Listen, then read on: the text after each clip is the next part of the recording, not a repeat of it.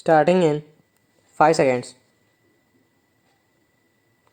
The honorable member who has just spoken has dealt with certain wider questions which appears to me to go beyond the scope of the present bill, which is a short bill before the House. The House will remember that when this commission was appointed, they were entrusted with two tasks.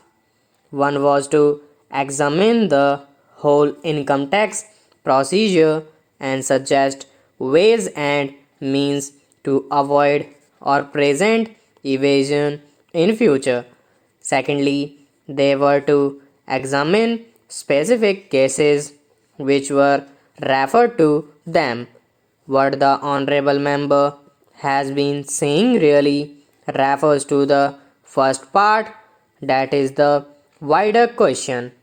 As has been stated, I believe in the statement of objects and reasons we have received from the Income Tax Investigation Commission recommendations on this wider issue, and they will no doubt come up before the House in the form of a measure, and the House will then have full opportunities of considering them, adding to them, or altering them so that we might evolve a proper procedure.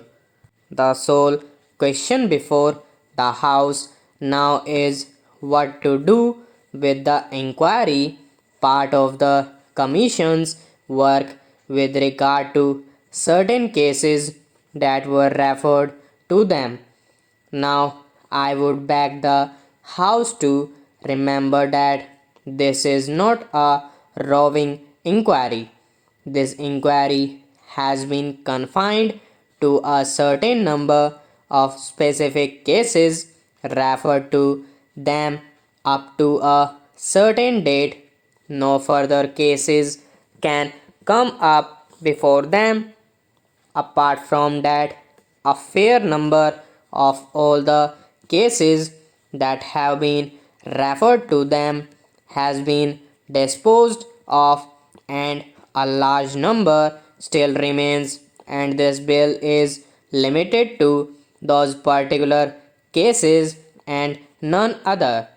It does not affect the larger issue, and obviously the larger issue cannot be considered in the form of amendments to this particular bill, which is meant to give an opportunity to the Commission of Inquiry to complete its task in those specific cases which have been entrusted to it.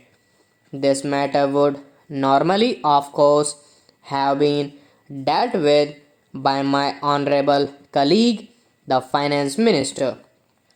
Unfortunately, he is not here, but I should like to inform the House that next only to the Finance Minister, I have taken a great deal of interest in the work of this commission, more perhaps than any other of my colleagues. Of course, the Finance Minister will be better able to deal with it.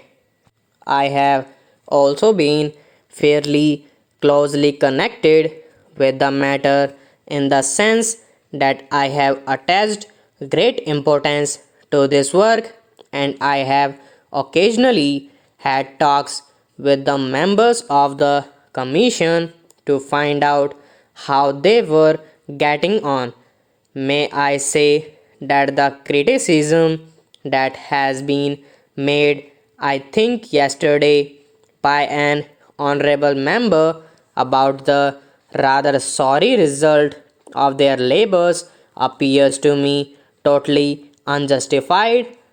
I feel their labors have resulted in very substantial and very good results.